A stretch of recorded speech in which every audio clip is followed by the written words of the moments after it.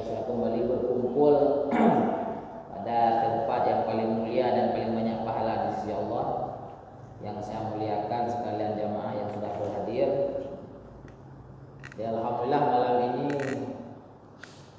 kita membahas sedikit tentang hadis. Nah, ini ada hadis-hadis tentang nasihat agama dalam kitab Nasaihul Ibad. Beberapa waktu yang lalu, mungkin di awal bulan ataupun akhir bulan 8 kemarin, nggak pernah kita baca kitab ini. Ini adalah kitab yang memuat nasihat-nasihat tentang kehidupan, Nasaihul Ibad, nasihat untuk hamba Allah. Jadi banyak daripada nasihat ini yang bersumber dari hadis Nabi, juga banyak yang bersumber daripada perkataan para sahabat Rasulullah, dan juga ada yang daripada ahli ulama hikmah. Ya benar. Coba Pak Indra gini. Oh, tak. Jadi alhamdulillah malam yang berbahagia ini kita bacakan yang pertama, ini kalau sempat 2, kalau sempat 3, sampai jam 8:15 ya. Bismillahirrahmanirrahim. Walal musannifu wasyarihu rahimahullahu ta'ala alaihi wa naf'ana bi'ulumihi wa bi barakatihi fid daraini fid dunya wal akhirah, amin ya Allah ya rabbal alamin. Jadi salah seorang ulama besar mazhab Syafi'i yang paling terkenal sampai saat ini, termasuk paling terkenal, salah seorang yang bernama Syekh Ibnu Hajar Al-Asqalani. Ada satu orang lagi dalam ilmu fikih bernama Syekh Ibnu Hajar Al-Haytami. Nah, ini dua-duanya adalah ulama yang paling terkenal, sangat terkenal dalam agama kita. Artinya ulama yang kitabnya banyak, keilmuannya diakui. Nah, salah satunya ini Syekh Ibnu Hajar Al-Asqalani mengarang kitab ini, yaitu dasar kitabnya adalah Al-Isti'dad li Yaumil Mi'ad. Kalau bahasa kita berarti ini kitab adalah isinya persiapan bagi hari yang dijanjikan. Nah, ini dari nama kitab saja sudah menunjukkan bahwa dalam kitab ini adalah nasihat-nasihat bagi kita agar dalam kehidupan ini mempersiapkan apa yang kita butuhkan untuk menghadapi hari yang dijanjikan. Hari yang dijanjikan itu ada 2, Pak Nas. Kalau bagi kita pribadi, yaitu hari kematian. Karena hari kematian itu pasti akan datang, maka itulah hari yang dijanjikan. Kalau hari lain belum tentu, bisa jadi datang, bisa jadi enggak. Tapi kalau hari mati itu pasti, la raiba fihi, tidak ada keraguan padanya.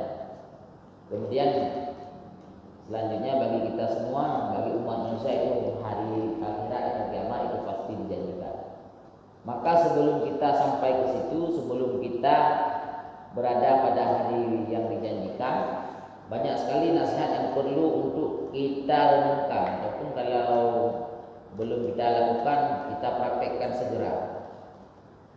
Nah, karena semua yang ada dalam kehidupan ini adalah persiapan ataupun tempat pembekalan bagi kita untuk menuju alam akhirat yang pasti dijadikan Allah. Contohnya saja kita ini sering kan dulu waktu masih prajurit. Kalau mau ditugaskan kan ada pembekalan dulu. Kalau nggak ada bekal, Pak Sapredi nggak bisa ke Papua. Oh, nggak bisa, nggak mungkin di Papua kalau nggak ada bekal. Maka inilah salah satu bekalnya. Bismillahirrahmanirrahim. Dalam satu nasihat di sini tertulis wa maqalatus salisah, dan bermula nasihat yang ketiga. An Abi Bakar As-Siddiq, ini bersumber daripada sahabat Rasulullah yang bernama Abu Bakar As-Siddiq radhiyallahu anhu. Ini Abu Bakar ini bukan nama aslinya. Kalau nama aslinya Abu Kuhafah. Ini Abu Bakar Abu Kuhafah itu juga bukan nama aslinya, kunyah juga. Ini Abu Bakar dikenal Abu Bakar karena Abu Bakar punya putri yang bernama Aisyah. Salah satu putri istri Nabi yang tidak janda atau yang gadis Aisyah, maka terkenal Abu Bakar. Kalau bahasa kita bapaknya si gadis. Itu Abu Bakar. Kemudian beliau dijuluki As-Siddiq karena selalu membenarkan apa yang dikatakan Nabi. Kalau ada apa-apa itu beliau yang pertama yang membenarkan. Kalau ada misalnya Isra Mi'raj, itu langsung Abu Bakar meyakini, membenarkan dan mendakwahkan, menyampaikannya kepada orang lain. Kalau dari kelompok yang mendustakan, yang nomor satu mendustakan Abu Lahab. Abu Lahab. Itu Abu Lahab apa saja yang datang daripada Rasulullah semua bohong.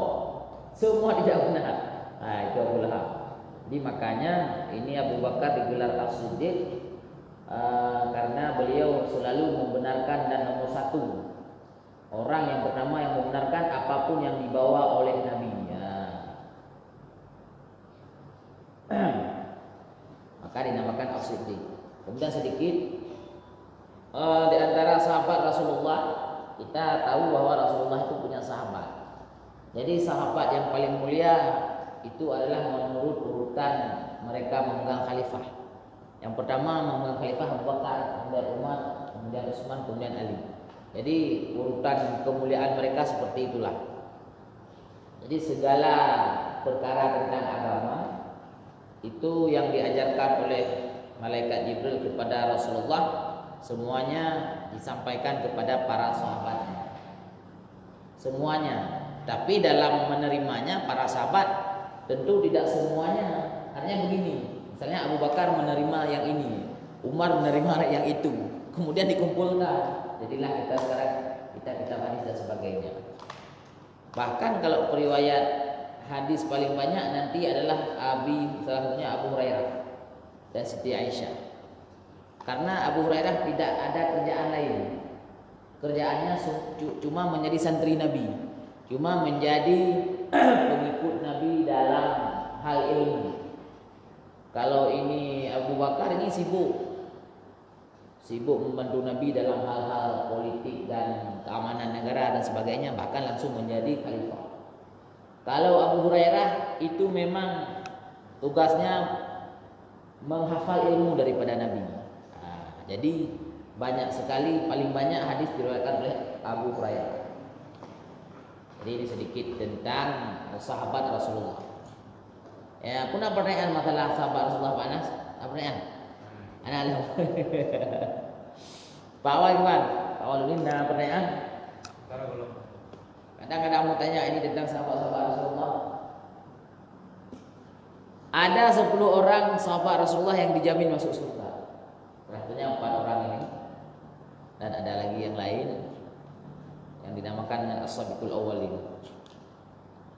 Itu sudah dijamin masuk surga oleh Rasulullah dan pasti.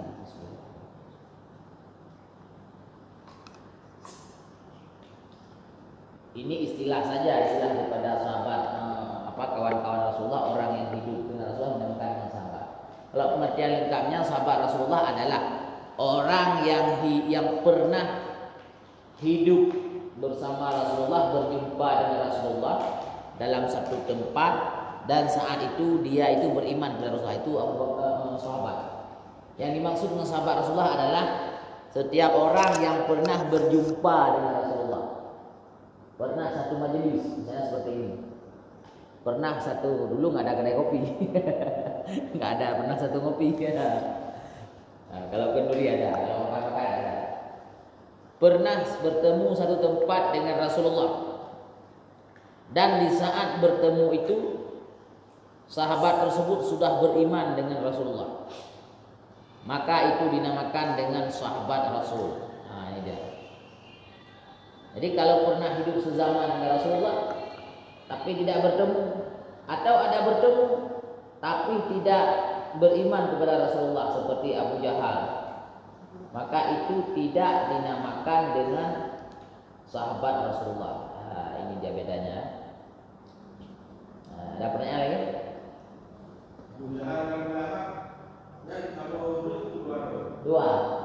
Dua-duanya abang Abdullah, dua-duanya paman Rasulullah. Abu Lahab, Abu Jahal. Abu Jahal mana? Abu Lahab mana? Abu Abu Jahal tidak diturunkan ayat. Yang paling level lebih tinggi berarti Abu Lahab. Abu Lahab sampai diturunkan ayat khusus tentang beliau kan. Di luar biasa beliau. Sampai sekarang itu ada seorang YouTuber yang tinggal di Mekah. Itu beliau ke tempat kuburan Abu Lahab itu masih berbau bangkai gitu. Kuburannya selalu berbau bangkai, berbau tidak sedap kan? Karena memang orang yang dilaknat oleh Allah dalam Al-Qur'an secara jelas. Ya bagaimana? Tapi anaknya Abu Bakar, Abu Jahal itu jadi sahabat dekat Rasulullah dan jadi orang besar. Namanya Ikrimah bin Abu Jahal. Abu Lahab kan? Abu Lahab. Jadi beliau sampai meminta kepada Rasulullah, ya Rasulullah, kalau ada saya tolong jangan baca surat Al-Lahab. Karena dia sedih sekali itu dengan surat itu. Tabat syada abi lahabi wa tab. Sungguh celakalah tangan Abu Lahab, dan Abu Lahab benar-benar celaka. Jadi kalau didengar sama anaknya kan sedih itu kan. Walaupun apapun kita dengar ayah kita seperti itu sedih kan. Sehingga beliau minta sama Rasulullah, ya Rasulullah, kalau ada saya, kalau imam-imam itu tolong jangan baca ayat Abu Lahab. Masya Allah. Tapi dari sedikit cerita itu kita harus mengambil satu kesimpulan. Tidak mesti itu orang baik lahir daripada orang baik. Banyak sahabat Rasulullah yang besar-besar lahir dari yang kita tahu orang jahat. Dari Abu Lahab itu lahir orang baik. Maka kita jangan, dia ini orang nggak benar, berarti memang tidak bisa kita jadikan apa-apa. Belum tentu, kadang ada nanti keturunannya menjadi orang yang baik, walaupun bapaknya perampok. Yang pastinya seorang yang tidak bisa baca Quran ataupun seorang yang pekerjaannya tidak benar, kebiasaannya itu tidak menyukai kalau anaknya ikut jejaknya tidak benar, itu kebiasaan seperti itu. Sahabat-sahabat Rasulullah yang lain juga, bahkan Khalid bin Walid itu dulunya adalah yang menghancurkan pasukan di perang Uhud. Jadi Rasulullah kalah gara-gara beliau, kalahnya. Tapi akhirnya bisa jadi sahabat yang utama dan selalu memimpin perang dan selalu menang.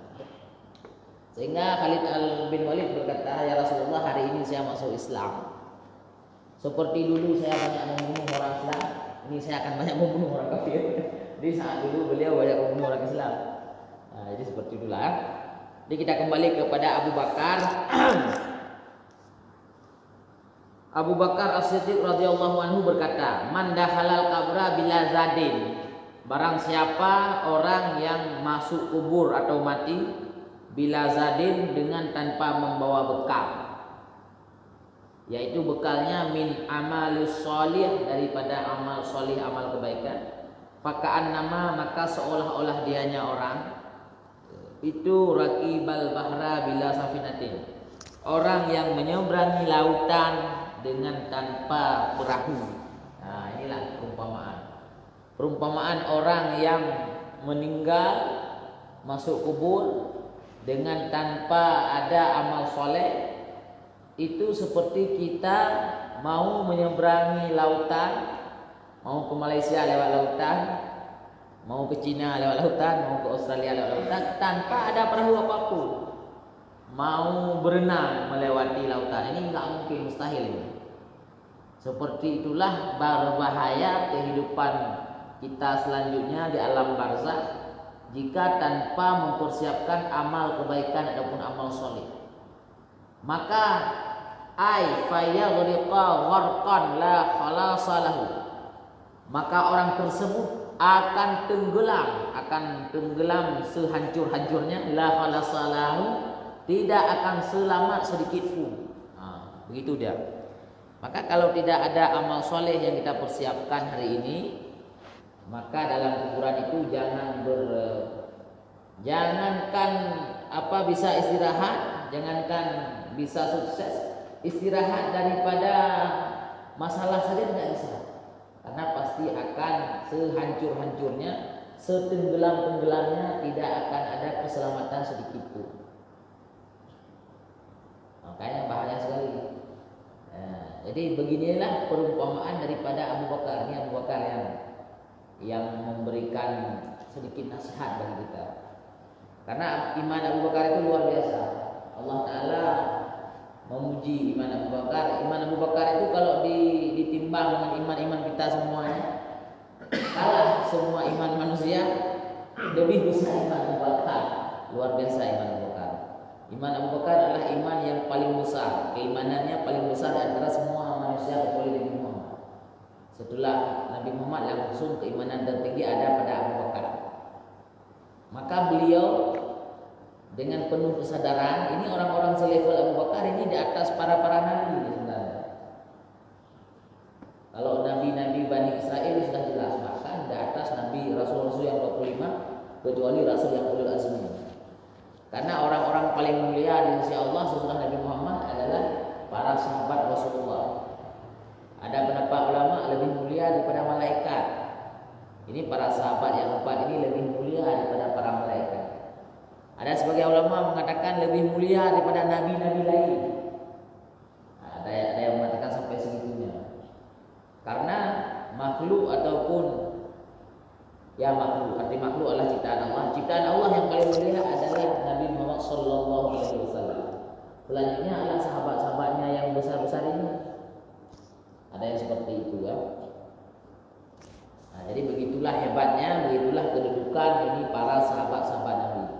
Sehingga ini dalam memberikan nasihat ini, kalau bahasa kita, ini adalah ilham dari Allah Ta'ala. Dikirim pemahaman ini oleh Allah Ta'ala ke dalam, kalau bahasa kita, dalam dada beliau, dalam hati beliau, sehingga beliau mengungkapkan kalimat ini. Orang yang masuk kuburan, orang yang mati tanpa membawa bekal amal yang soleh, itu seperti orang yang ingin mengarungi lautan tanpa ada perahu. Nah, ini mustahil dan dia akan tidak selamat. Kemudian Rasulullah pernah juga bersabda. Nah, ini Rasulullah juga pernah bersabda yang hampir sama dengan nasihat Abu Bakar tadi. Qama qala sallallahu alaihi wasallam, sebagaimana juga Rasulullah pernah bersabda. Ini Rasulullah ini yang mengingatkan. Mal mayyitu fi qabrihi illa kal ghariqil mutarawwisi ay taliba li an yuwassa. Setiap orang yang mati dalam kuburnya itu adalah seperti orang yang tenggelam sedang minta tolong. Artinya dia itu akan meminta pertolongan dari apa saja. Kan kita pernah melihat orang yang tenggelam, itu tangannya itu begini. Itu kalau dia memegang sesuatu semuanya dipegang. Dia dapat kayu dia pegang, dia dapat tali dia pegang, dia dapat botol dia pegang. Karena dia sedang tenggelam, sedang membutuhkan pelampung, sedang sangat membutuhkan pegangan. Nah, inilah orang mati.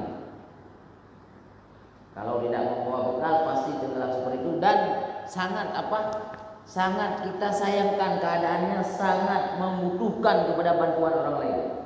Maka kalau kita kirim misalnya Al-Fatihah sekali baca, kita niatkan untuk orang meninggal, untuk orang tua kita. Kita baca Qul huwallahu ahad, kita kirimkan untuk orang meninggal, untuk keluarga kita. Itu senang kali orang itu. Karena mereka itu tidak bisa lagi beramal, tidak bisa memperbanyak amalan kecuali hanya menunggu dari 3 hal. Yang pertama anak yang soleh, yang kedua kalau dia sempat berwakaf dengan hartanya, yang ketiga kalau dia ada membantu pengajian, ada membantu ilmu agama. Artinya ilmu yang bermanfaat itu pahalanya akan mengalir hingga akhirat walaupun orangnya sudah meninggal. Kita pernah membantu pengajian, kita pernah menyukseskan pengajian. Maka saya mohon kalau ada pengajian di tempat kita tolong mensukseskan. Itu misalnya ada pengajian di sini, ilmu yang dihasilkan di sini diamalkan orang, didengar orang-orang. Kemudian ilmu itu diamalkan, ini pahala kita sampai hari kiamat. Tidak akan putus-putus. Jadi Jadi ilmu yang bermanfaat akan mengalir pahala hingga hari kiamat. Kalau tidak ada yang tiga itu, tidak ada lagi sedikit pun tambahan bagi orang meninggal. Dia orang meninggal kalau tidak ada tambahan dalam dari apa? Dari yang tiga itu tidak ada lagi tambahan. Maka selalu menunggu-nunggu. Maka selalu berharap. Karena dalam kuburan itu, di alam barzakh itu yang penting hanya satu. Yang penting hanya satu, yaitu amal soleh. Lain tidak penting. Kita bawa uang, misalnya uang utang. Kita tanya sama orang yang kuburan, ini Anda saya bayarkan utang atau saya beri pahala? Beliau mesti menjawab, saya mau pahala saja lah. Tidak mau utang lagi. Karena memang uang tidak bermanfaat kecuali dijadikan sebagai pahala. Maka panas harta yang Allah titipkan ke dunia ini bagi sama kita ini semuanya adalah untuk bekal kita. Uang itu kita ubah jadi amalan semua. Kalau kita berutang sama orang misalnya 100 juta, dia meninggal. Kita tanya sama dia yang sudah meninggal itu, ini kamu mau saya bayarkan utang, saya kasih uang 100 juta, apa mau amalan? Dia pasti bilang, saya nggak mau uang, saya mau amalan aja, mau pahala. Jadi tidak ada berarti apapun dalam alam barzakh kecuali amalan. Maka selagi kita masih sehat, masih punya uang, masih ada sisa harta, kalau bisa kita ubah harta itu jadi amalan. Kalau tidak, tidak bermanfaat. Begitu dia. Ya, Iban. Ada tambahan? Ya. Apakah ada dalam syariat kita menjelaskan tentang masalah mengqadha sembahyang orang tua kita kepada? Ya, mengqadha salat orang tua itu ada hadis Rasulullah Shallallahu Alaihi Wasallam. Seorang wanita itu berkata, ya Rasulullah, ibu saya meninggal. Saya mau mengqadha salatnya, apakah boleh? Rasulullah menjawab, boleh, silakan qadha. Jadi boleh, tapi tidak wajib. Boleh kita mengqadha salat untuk orang tua kita. Berdasarkan hadis itu. Ada sebagian ulama mengatakan ibadah salat tidak bisa diqadha karena itu ibadah pribadi seseorang. Yang bisa adalah diberikan fidyah. Seperti fidyahnya puasa. Karena Allah kalau masalah puasa memang langsung dalam Al-Qur'an menyuruh untuk membayarkan fidyah kepada wanita yang meninggalkan puasa dan sebagainya. Jadi kalau sholat tidak ada tapi dikiaskan. Sehingga di situ ada ulama yang seperti yang kita kerjakan sekarang ini yang memberikan alternatif atau menyarankan kepada kita untuk memberikan kafarah. Bahasa Aceh dulu kafarah, ya kan? Ya karena itu. Jadi boleh kata sholat untuk orang tua boleh dan diterima Allah Subhanahu Wa Taala. Tapi kita statusnya tidak wajib, hukumnya tidak wajib. Jadi sebagian ulama membolehkan karena ada dasarnya. Ya, Ban. Cuma lu rasa ada puput. Jangan kau untuk orang tua, untuk diri kita sendiri aja kita sebenarnya belum cukup. Ya. Kenapa Eri? Jangan kau untuk orang tua, untuk diri kita saja sebenarnya belum cukup ya. Allahumma shalli ala sayyidina Muhammad. Ya.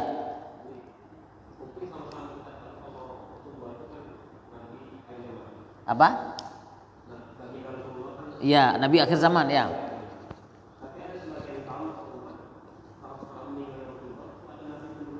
Ya, ya. Ya. Ya. Itu bukan ada sebagian umat. Itu ada orang sesat yang tidak mendengarkan hadis Nabi, tidak mendengarkan penjelasan Nabi. Nabi Muhammad sudah mengatakan, sudah menegaskan, sudah memutuskan bahwa Nabi Muhammad itu adalah Nabi yang terakhir dengan istilah Khatamul Anbiya. Khatamul itu kalau bahasa Arab, bahasa kita itu menggunci dan tidak membuka lagi. Tidak ada lagi peluang untuk terbuka. Itu khatamun. Kalau orang laka kunci bisa buka lagi. Ini pintu ini kita kunci laka namanya. Nanti buka lagi. Kalau khatamun itu nggak ada istilah lagi buka. Jadi sudah tertutup, tidak ada lagi. Itulah kesesatan orang Syiah yang menganggap Bahkan yang paling sesat itu menganggap malaikat Jibril itu salah kasih wahyu. Sebenarnya jatah Sayyidina Ali dikasih ke Muhammad. Sampai segilanya itu mereka itu. Jadi itu bukan, jangan katakan sekelompok orang Islam, orang sesat itu namanya. Memang sesat menyesatkan itu. Karena tidak ada tuntunan, tidak ada dasar kecuali dibuat-buat. Sama seperti nabi palsu yang membuat-buat. Jadi tidak ada nabi setelah Nabi Muhammad, dan itu dari bagian daripada pokok keimanan atau kita sebut dengan akidah keimanan. Jadi kita harus yakin seyakin-yakinnya bahwa tidak ada lagi nabi sesudah Nabi Muhammad. Sehingga kalau ada orang membuat pengumuman, membuat pernyataan bahwa dia itu seorang nabi, berarti sudah dipastikan itu sesat, menyesatkan. Karena memang tidak boleh ada lagi nabi sesudah Nabi Muhammad. Jadi begitu ya. Kalau ada dengar, ada berita ini ada orang ngaku nabi, berarti itu orang sesat tuh. Nggak ada lagi tawaran ini. Kalau masalah nabi ini nggak ada lagi tawaran. Karena sudah ditutup dan tidak dibuka lagi. Ya seperti yang sudah kita ketahui. Maka orang kafir aja sudah tahu, orang-orang ahli kitab, orang yang berpegang kepada kitab Taurat, yang berpegang kepada kitab Injil, kitab Zabur. Mereka juga tahu bahwa nabi yang terakhirlah Nabi Muhammad. Sesudah itu tidak ada lagi. Jadi tidak ada keraguan lagi itu. Kenapa sampai timbul ada pemahaman seperti itu? Ya karena mereka itu sengaja menciptakan ataupun membuat-buat berita-berita palsu seperti nabi palsu. Jadi kelompok Syiah itu ada yang tidak sampai sesat, tapi saya kurang tahu itu kelompok yang mana. Karena firqah dalam Syiah saja, arti firqah kelompok. Syiah itu satu aliran. Memang orang Islam, tapi aliran yang paling ekstrimnya memang betul-betul tingkat kafir, betul. Memang tidak mengakui Nabi Muhammad dan melaknat keluarga Nabi. Bagi orang Syiah itu yang Syiah yang paling sesat itu yang betul sahabat cuma satu, Sayyidina Ali. Yang lain kafir semua. Itu Abu Bakar kafir, Siti Aisyah kafir. Ngeri kan? Nauzubillah, nggak perlu kita bahas yang namanya Syiah sesat. Cuman sesatnya itu ada tingkatan-tingkatan, ada tingkatan kafir, ada tingkatan yang nggak sampai jadi kafir. Auzubillah min zalik. Ya menan. Kibalau. Allahumma shalli ala sayyidina Muhammad wa ala sayyidina Muhammad wa la haula wala. Orang ini tugas. Banyak tugas, Pak. Tugas. Ada pertanyaan lagi, Pak? Pak Aris ada pertanyaan? Coba tanya sekali. Biar gimana? Minimal satu pertanyaan. Bismillah. Kita sambung ya. Ada 15 menit lagi nih. Jamaah online punya pertanyaan. PBNU, ada yang dari PBNU. Oke, selanjutnya ini ada hadis lagi. Berarti tadi daripada Abu Bakar juga dikuatkan oleh hadis daripada Rasulullah bahwa orang dalam kubur memang seperti orang tenggelam yang sangat membutuhkan kepada pertolongan. Kemudian ini Abu Bakar ini mengatakan ini karena memang diilhami oleh Allah Subhanahu wa taala, karena tingkat-tingkat Abu Bakar itu di atas aulia Allah, itu di atas wali-wali Allah. Paling mulia. Tingkat wali-wali aulia Allah saja bisa berkomunikasi dengan Allah Ta'ala, apalagi tingkat Abu Bakar itu. Sayyidina Ali bisa melihat saat malaikat mungkar wa nangkir masuk ke kuburan Sayyidina Umar. Beliau bisa melihat. Luar biasa. Dan itu banyak diceritakan dalam kitab. Banyak diceritakan. Kemudian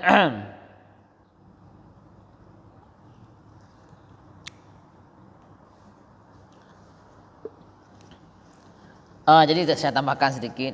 Ini masalah bekal tadi. Bekal ini adalah minal amalis sholihi, daripada amal yang solih. Jadi amal yang solih itu berbeda dengan khairun atau akhyar, berbeda dengan kebaikan. Artinya sebuah kebaikan itu belum tentu dia itu jadi amal solih. sebuah perbuatan baik itu belum tentu bisa bermanfaat di akhirat. Di sini dijelaskan yang menjadi bekal akhirat adalah amal soleh. Tidak dikatakan perbuatan baik. Kenapa? Karena syarat perbuatan baik menjadi amal soleh adalah perbuatan yang bersyariat.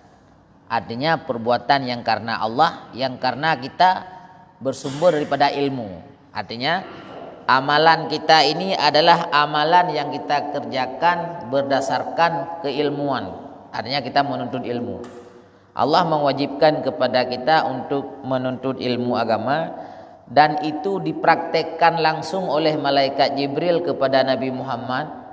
Malaikat Jibril mengajari ilmu ataupun mengajari syariat kepada Nabi Muhammad, dan Nabi Muhammad mempraktekkan langsung mengajari syariat, mengajari ilmu agama kepada semua sahabatnya, lebih-lebih lagi sahabat Abu Bakar dan sebagainya. Maka kita ini umat Nabi Muhammad yang sudah jauh daripada Nabi Muhammad, jangan sampai terbayang bahwa kita ini tidak wajib belajar ilmu agama. Jangan sampai terbayang Pak Awal bahwa kita boleh tidak ikut pengajian. Enggak boleh. Tapi memang pengajiannya terserah di mana, boleh di sini, boleh di mana-mana aja. Yang penting harus belajar ilmu agama, harus ikut pengajian. Kenapa demikian? Karena kalau tidak belajar ilmu agama sama dengan tidak ada syariat. Kalau tidak ada syariat, perbuatan baik itu tidak akan menjadi bekal akhirat. Tidak disebut ibadah. Karena Allah Subhanahu wa taala istilahnya begini, kalau kita kerjakan karena Allah bersyariat, itulah yang diakui Allah sebagai ibadah. Allah Subhanahu wa taala tidak akan mengakui ibadah kita, perbuatan baik kita sebagai ibadah kalau tidak bersyariat. Makanya Allah bahkan mengkafirkan orang-orang Nasrani. Padahal mereka menyembah Allah. Allah juga Tuhan siapa? Allah. Tapi mereka mengakui Nabi Isa itu anak Allah. Di situ saja salah. Laqad kafaral ladzina qalu. Sungguh Allah taala kafirlah. Ini perkataan Allah, firman Allah. Sungguh telah kafirlah orang yang mengatakan inna Isa ibnullah. Sesungguhnya Isa itu anak Allah. Berarti orang-orang yang seperti itu saja yang mereka menyembah Allah, berbuat kebaikan karena Allah, ada kesalahan dalam perkara iman, mereka dikafirkan langsung oleh Allah. Amalannya tidak diakui, kebaikannya tidak diakui Allah sebagai ibadah, sehingga tidak jadi bekal akhirat. Nah, ini perlu sekali kita belajar ilmu agama supaya kebaikan kita ini jadi amalan, jadi bekal akhirat. Banyak orang-orang kafir yang berbuat baik. Contohnya itu Bill Gates. Nah, Bill Gates.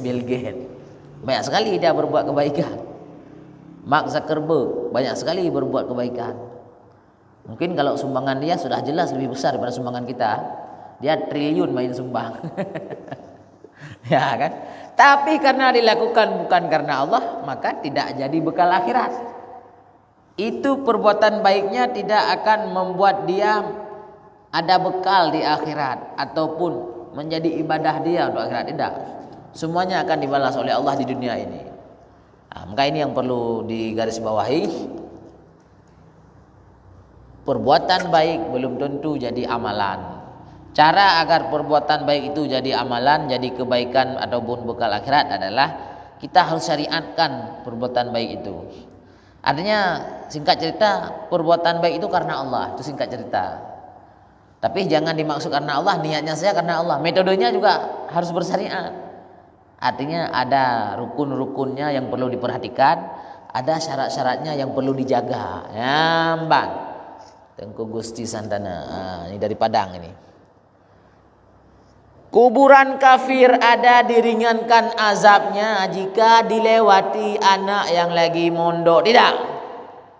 Tidak diringankan azab bagi kuburan orang kafir jika dilewati oleh orang yang sedang menuntut ilmu.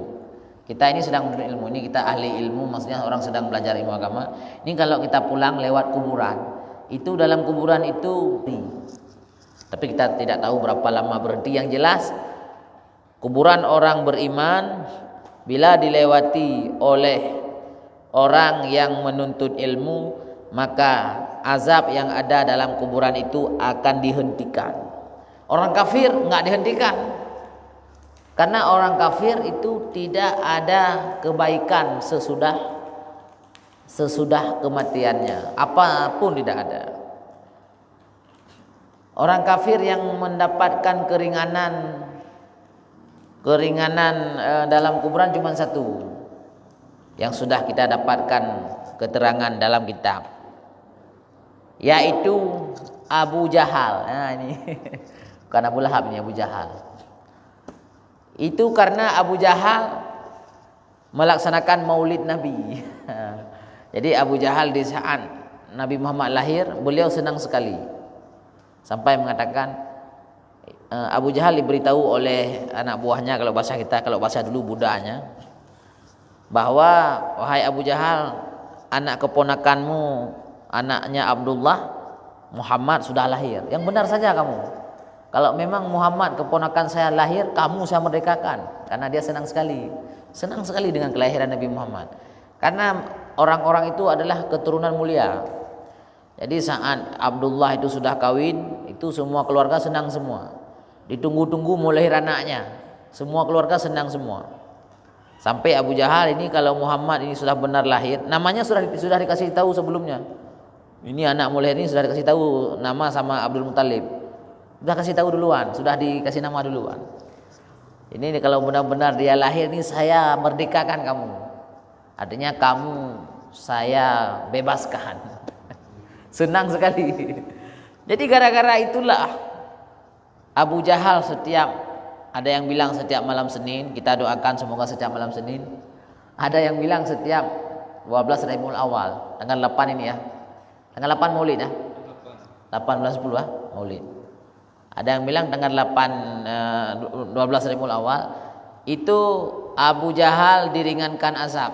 Malam lahir Nabi, azabnya dihentikan dan beliau dikasih minum dari telunjuknya. Jadi beliau sudah mendapat minuman dalam kuburannya.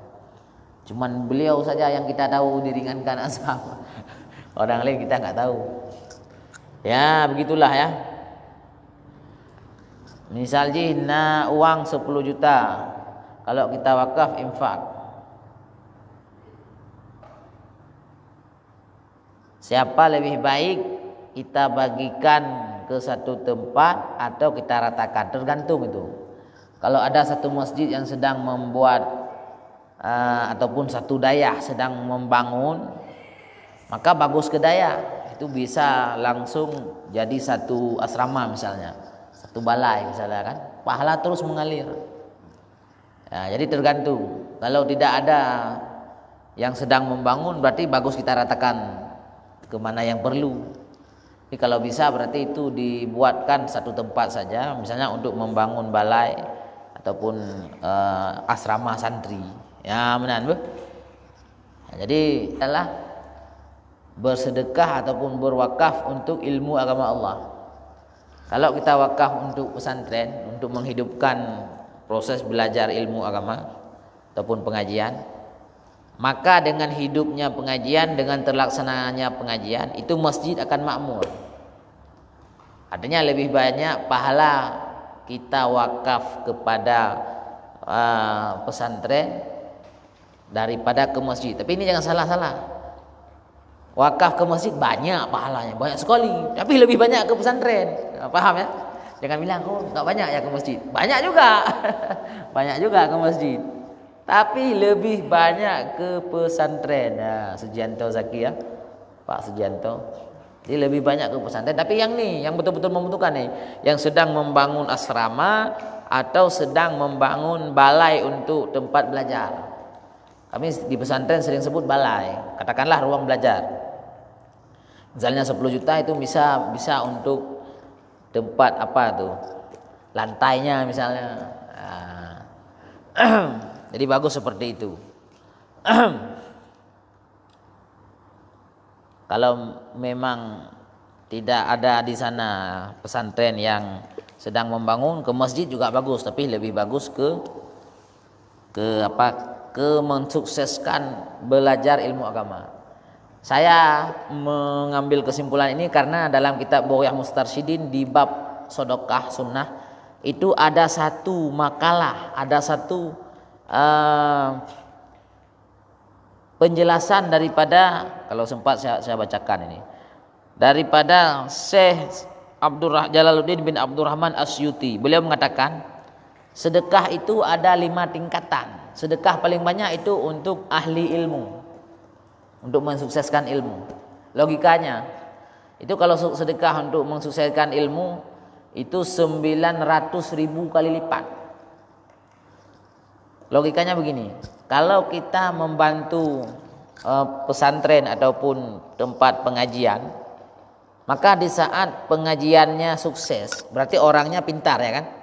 Di saat orang punya ilmu agama sudah pintar, itu masjid tidak perlu lagi kita katakan tolong bangun masjid, nggak perlu lagi karena dia sudah sadar.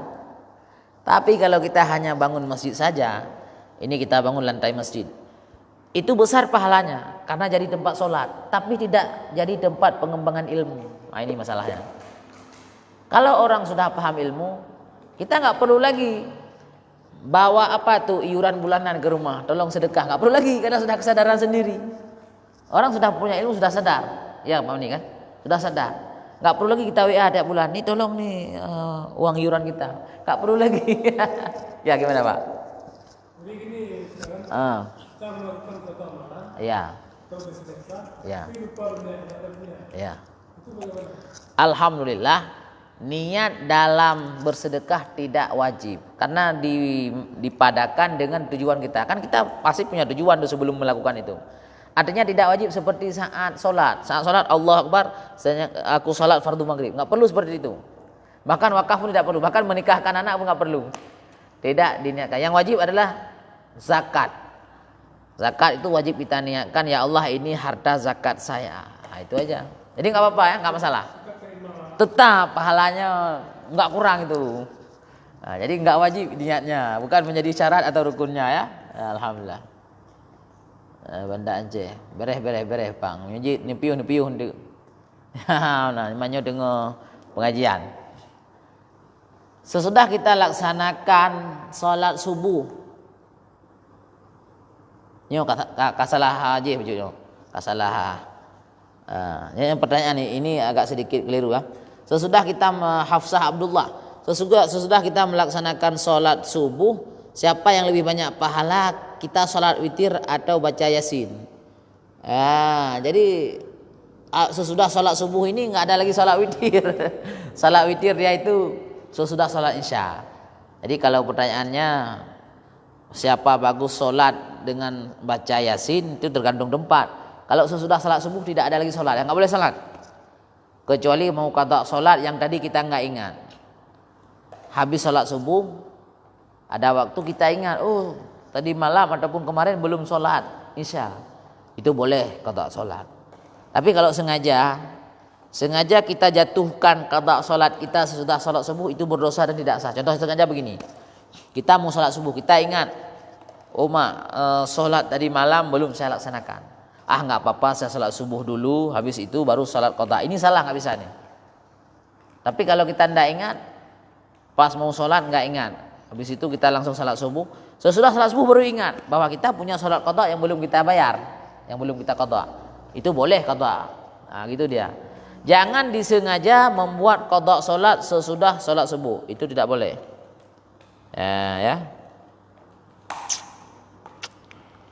Ya kemudian, jadi sesudah Hafsah Abdullah itu tidak ada salat witir sesudah salat subuh. Salat witir adalah salat ganjil sesudah salat isya. Ya waktunya sebelum habis waktu isya, sebelum masuk waktu subuh. 40 put, mandang nawate 5 minit tu 5 menit lagi kita padai. Ini sedikit tentang pertanyaan-pertanyaan. Tidak ditentukan waktu, tidak. Artinya boleh sholat kapan aja untuk qada, kecuali jangan kita sengaja qada sholat sesudah sholat subuh dan sesudah sholat asar. Jangan kita sengaja qada sholat. Makanya sesudah sholat asar itu jangan lagi qada sholat, kecuali seperti saya kata Ya. Boleh. Tidak ada waktu khusus untuk solat qada. Boleh kita qada waktu habis isya. Misalnya sesudah solat duhur kita qada subuh boleh. Sebelum solat duhur kita qada asar boleh.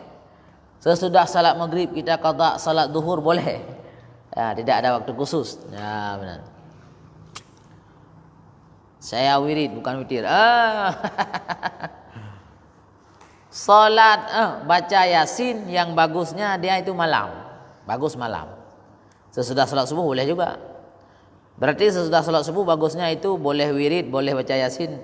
Yang paling bagus sampai keluar matahari. Jadi waktu yang banyak pahala adalah sesudah salat subuh sampai keluar matahari, sesudah salat isya sampai sesudah salat maghrib sampai salat isya. Sesudah salat maghrib ini kita sampai isya. Ini bagus sekali kita melakukan kegiatan ibadat. Kalau pengajian paling bagus nih. Ini pengajian paling banyak pahala. Ini pengajian seperti ini lebih banyak pahala daripada baca Quran, daripada sholawat, daripada berzikir, daripada salat sunat. Kalau namanya pengajian ini tidak ada tandingannya ini, tidak ada tandingannya.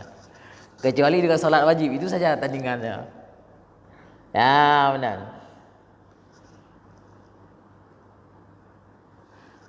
Kalau kita salat subuh kita qada karena ini Saiful Hayani.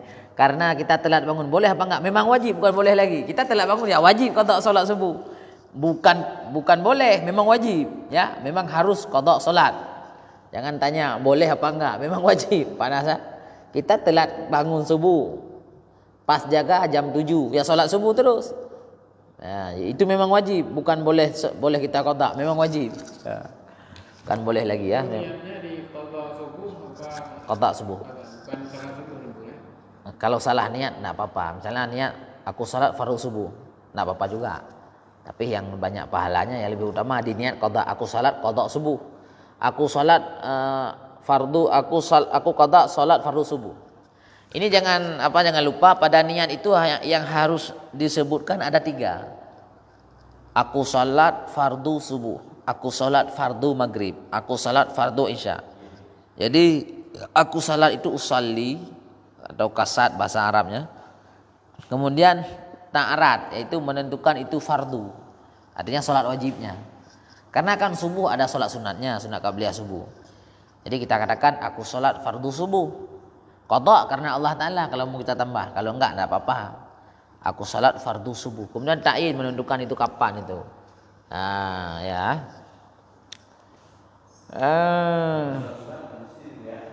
Enggak, aku salat aja tuh.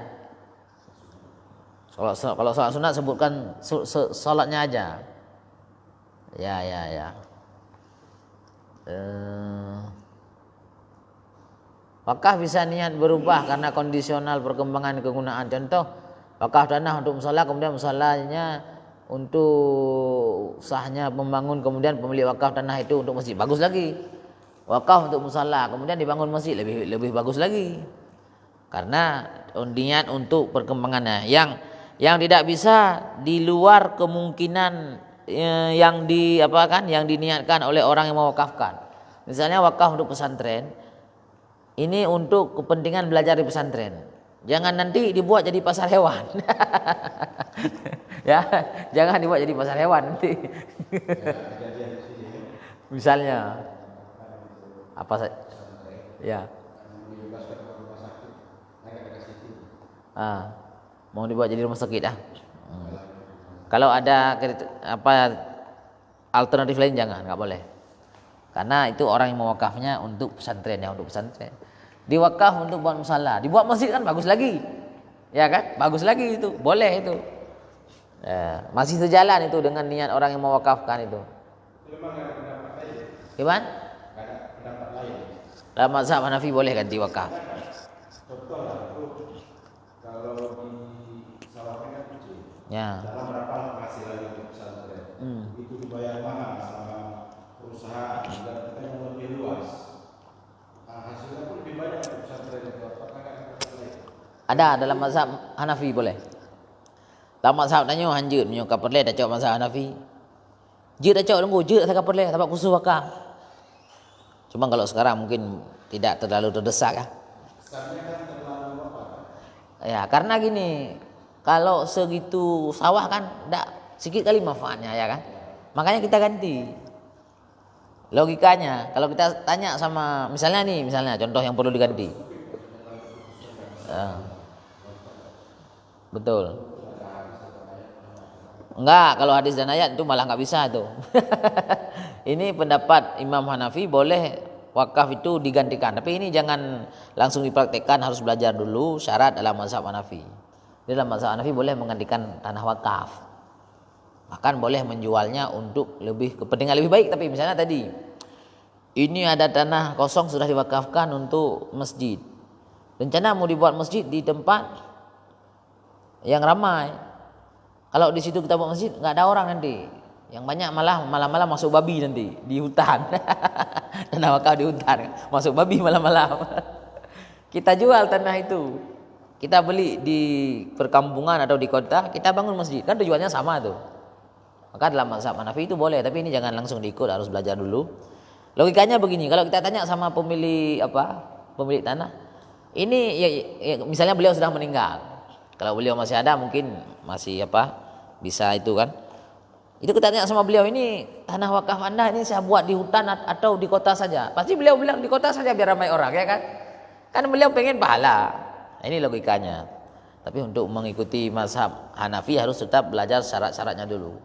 Nah, insyaallah itu bisa. Nyampe langsung ikut aja yang pemilih kalau lihat kita mazhab Hanafi ini. Dan hanya dalam fikih masalah masalahnya karena hanya di dalam permasalahan wakaf.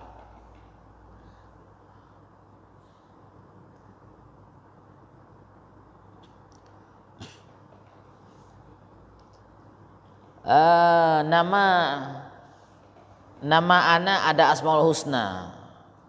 Itu saya tengok dulu tuh. Yang nggak boleh nama adalah nama Allah, misalnya itu nggak boleh. Tapi harus ada mudhafnya, Abdullah, Abdul Rahman. Kalau Al-Latif, kalau kita gabung Abdul Latif boleh, tapi Al-Latif itu nggak boleh. Jadi Abdul Latif boleh ya. Kalau Al-Latif harus ada gabung. Jangan nama anak itu nama Allah. Nama Allah kan 99. Jangan langsung kasih nama anak nama Allah terus. Misalnya Ar-Rahman, itu nggak boleh itu nama anak. Ini namanya Ar-Rahman, nggak boleh. Gimana juga Abdul Rahman. Ini nama anak apa? Al-Latif, nggak boleh. Abdul Latif boleh ya. Jadi nama anak harus ada campuran ya. Dengan Asmaul Husna boleh kalau ada campuran. Kalau tidak ada campuran nggak boleh. Sama dengan ini anak ini kita kasih nama Tuhan, nggak boleh. Tapi kalau sudah kita campur boleh nanti. Misalnya tadi Al-Latif yang maha lembut. Berarti Abdul Latif hamba orang yang maha lembut. Berarti hamba Allah sama dengan. Jangan salah-salah. Itu Basirun kan nama orang. Apa? Basirun itu nama sifat, bukan nama Allah langsung. Basar, Allah punya sifat basar, melihat. Ya, itu sifat 20 tuh. Ini yang nama Asmaul Husna itu nggak boleh langsung tuh.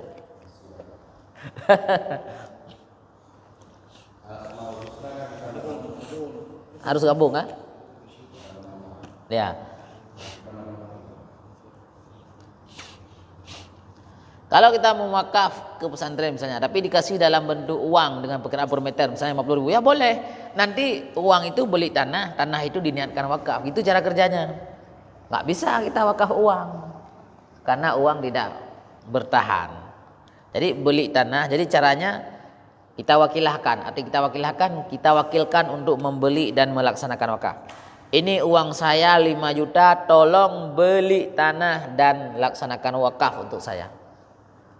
Ataupun walaupun tidak disebutkan seperti demikian, jika ada pengumuman wakaf, kemudian kita transfer uang, kita tulis ini wakaf dari saya, tolong dilaksanakan. Itu selesai masalah itu. Nanti orang panitianya membeli tanah dan melakukan ijab kabul wakaf ya.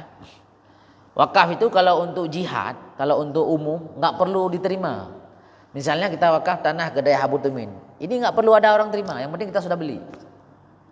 Itu kan untuk daya, untuk fakir miskin, untuk masjid, untuk anak yatim. Itu nggak perlu diterima kecuali untuk pribadi. Misalnya ada orang wakaf ke saya, misalnya wakaf misalnya wakaf baju, wakaf kain sarung. Tengku Rijal saya wakafkan kain sarung ini untuk Tengku Rijal. Itu baru saya terima. Saya terima, itu baru. Karena untuk orang yang tertentu. Kalau untuk yang umum seperti ke Dayah, misalnya saya sudah beli tanah untuk Dayah Abu Tumin. Tanah, ya Allah, tanah yang tadi saya beli 10 meter, saya wakafkan ke Dayah Abu Tumin atas nama Pulan bin Pulin. Misalnya siapa? Itu langsung sudah sah, walaupun tidak diterima oleh pihak Dayah, tidak dikatakan kami terima. Tidak wajib ada sirat kabul ataupun ucapan menerima, tidak wajib. Karena mewakafkannya adalah untuk pihak umum. Itu milik Allah nanti. Itu milik siapa itu? Tanah itu milik Allah, milik kaum muslimin. Cuman yang mengelolanya pihak pesantren. Tanah itu tidak boleh dijual lagi, tidak boleh dijadikan bukan dengan tujuan pengajian ataupun daya. Kalau mau ditambah boleh, ya. Maksudnya mau ditambah, dikurangkan nggak boleh, ditambah manfaat boleh, dikurangkan nggak boleh. Ya, gitu dia. Jadi makanya gampang sekali kita wakaf tanah untuk pesantren, untuk masjid. Misalnya ini masjid nih, kita beli tanah langsung wakaf. Ya Allah, tanah saya di sini 2 meter, saya wakafkan untuk masjid ini. Selesai masalah. Nggak ada orang terima, nggak masalah. Yang penting panitia sudah buat pamflet, ya. Pamflet dijual tanah masjid 1 meter 200.000. Apa? Salah satunya kan itu tanah masjid. Harta yang wakaf lah. Itu masjid yang ada uang kita misalnya di situ kebakar, dibangun masjid baru, apakah tetap jadi Terbakar misalnya. terbakar hangus, Ya. jadi dibangun lagi masjid baru. Ya. Apa masih itu amalnya? Masih. Yang penting dari masih diambil harta kita itu masih bermanfaat. Udah hapuskan nih. Di atas ini dibangun lagi kan? Kita kena itu tanahnya, material bangunannya. Dapat pahala juga karena Allah menilai kepada orang yang berbuatnya dengan niatnya. Allah maha kaya dalam memberi pahala. Kita nggak usah takut, oh ini aku nggak kebagian lagi. Tetap kebagian kalau kita berbisnis dengan Allah Ta'ala. Yang salah satu dimanfaatkan terus-menerus oleh manusia. Ya. Di situ kan masih pernah ada punya dia di situ kan. Ataupun ada kita wakaf tanah, misalnya beberapa tahun nggak ada lagi manusia di situ, kan nggak ada lagi yang menggunakannya. Karena tanah kita masih ada, pahala sama Allah masih ada. Cuman pahalanya nggak penuh lagi. Janganlah sama banyak dengan orang yang selalu yang penuh terus, ya kan? Tapi kalau bahasa ulama begini, aslus sawabi, arti aslus sawab, asal pahalanya masih dapat. Jadi pahala bonusnya mungkin kurang. Coba? Ya. Apa susahnya Allah ingin memberikan pahala? Karena tidak ada yang bisa menghalangi Allah untuk memilih siapa yang diberikan pahala. Dan Allah maha kaya. Kalau bahasa itu gudang Allah, gudang pahala Allah itu penuh sekali, banyak sekali. Jadi kita nggak usah takut, ini saya udah kurang pahala ini, nggak perlu lagi. Ya, alhamdulillah. Brilian Al-Farizel Al-Araif. Bagaimana pandangan guru tentang nama itu? Bagus sekali itu. Namanya brilian, berarti orang pandai itu. Al-Farizel itu Al-Farazi itu. Itu sudah diudul sikit, tidak masalah, bagus tuh. Ar-Raif. Bagus. Silakan pakai itu nama. ya beredar ke nama.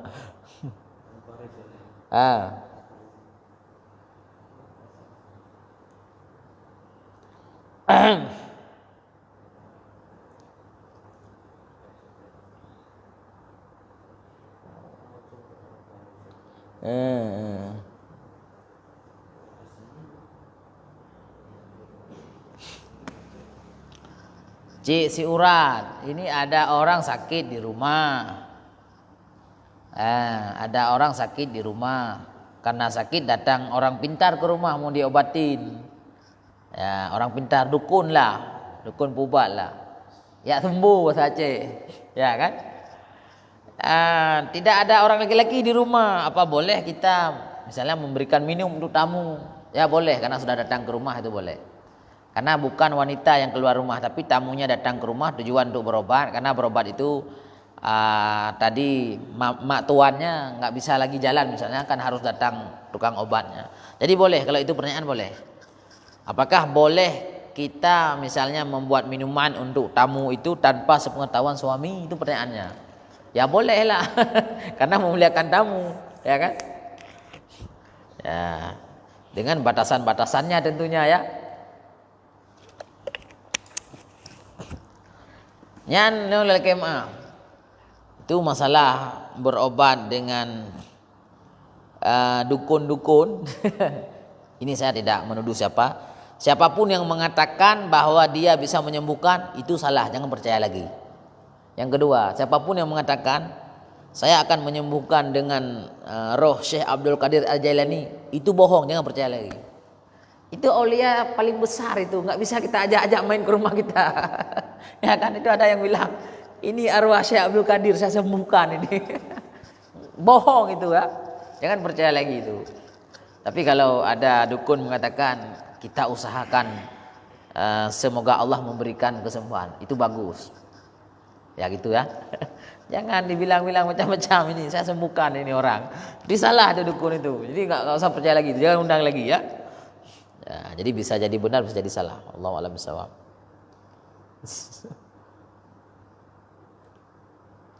Punah pertanyaan waro nih kabeh yo kaji no. Jam pas jam 8.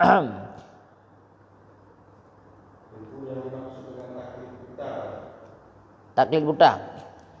Hanya ikut saja tanpa dalil, tanpa ilmu sedikit pun.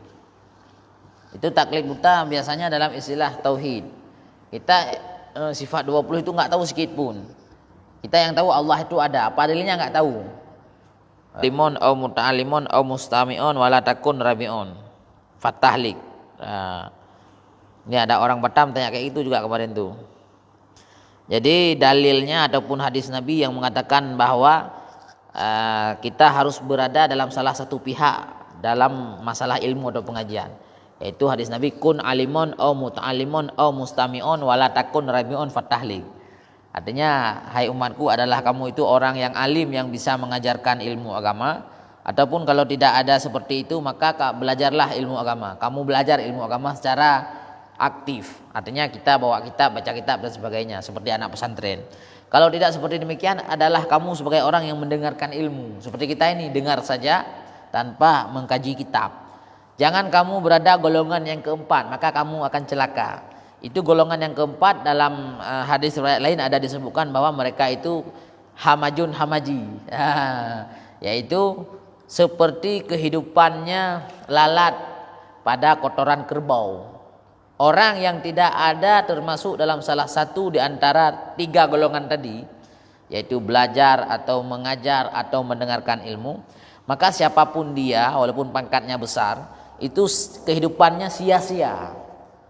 Tidak ada kebaikan di akhirat, tidak ada pahala di akhirat. Maka diistilahkan dengan sebutan hamajun hamaji, yaitu lalat yang berada pada kotoran kerbau, tidak ada manfaat.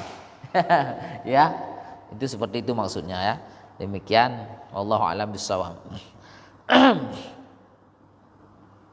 Ada pertanyaan lagi? Ini sudah cukup nih. Selangor, Malaysia hadir. Alhamdulillah.